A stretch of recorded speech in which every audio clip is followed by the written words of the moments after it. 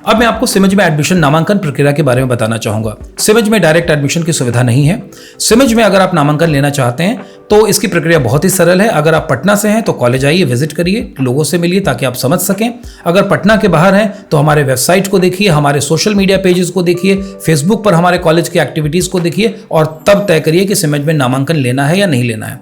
नामांकन लेने के लिए आपको कॉलेज आकर के 800 रुपए का एक एग्जामिनेशन फॉर्म लेना पड़ता है। आप चाहें तो ऑनलाइन भी इस फॉर्म को ले सकते हैं अगर आप पटना के बाहर से देख रहे हैं और अगर अपनी जानकारी से संतुष्ट हैं तो।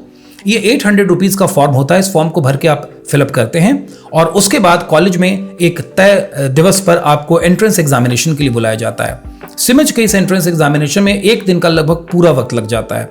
सुबह में लोग 9 साढ़े 9 बजे तक कॉलेज आते हैं और लगभग 4 साढ़े 4 5 बजे तक फ्री होकर जा पाते हैं, क्योंकि इतना वक्त लगता है। इस वक्त में हम क्या करते हैं, एंट्रेंस एग्जामिनेशन लेते हैं।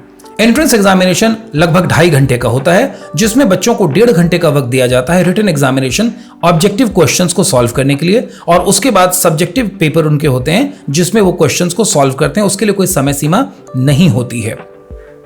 तो ये जो एंट्रेंस एग्जामिनेशन पहला होता है जिसके मैंने ऑब्जेक्टिव की बात की, इसमें आपसे इंग्लिश, रीजनिंग, जनरल नॉलेज और सामान्य मैथमेटिक्स के क्वेश्चंस पूछे जाते हैं। जब आप सिमज में फॉर्म भरते हैं तो आपको एक सैंपल पेपर दिया जाता है। उससे आपको पता चल जाता है कि सिमज में किस तरह के सवाल आपसे पूछे जाने हैं एग्जामिनेशन में, तो आप अपनी तैयारी कर सकते हैं। एंट्रेंस एग्जामिनेशन जो होता है उसके बाद आपका इंटरव्यू होता है। ये 1-to-1 इंटरव्यू होता है जो कॉलेज के सीनियर प्रोफेसर्स, जो HODs होते हैं, हेड ऑफ द इंस्टीट्यूशंस होते हैं, ये बच्चों से मिलते हैं।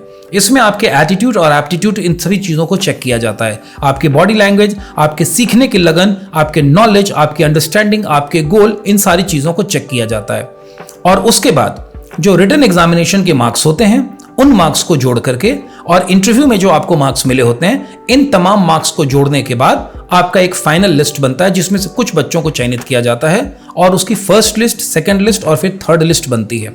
जिनको जो लोग थर्ड लिस्ट में भी नहीं आ पाते उनका नामांकन सिमज में नहीं हो पाता। नेचुरली सबसे पहले सिमज में नामांकन का मौका एग्जामिनेशन की फर्स्ट लिस्ट में आए हुए बच्चों को दिया जाता है और वो लिस्ट जब भर जाती है तब सेकंड लिस्ट और उसके बाद थर्ड लिस्ट में नामांकन का मौका दिया जाता है।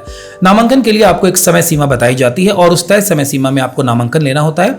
अगर आप उस तय समय सीमा में नामांकन नहीं ले पाते तो वैसी कंडीशन में फिर आपका नामांकन रद्द हो जाता है। वैसी कंडीशन में आपको फिर एकेडमिक काउंसलर से बात करनी पड़ती है।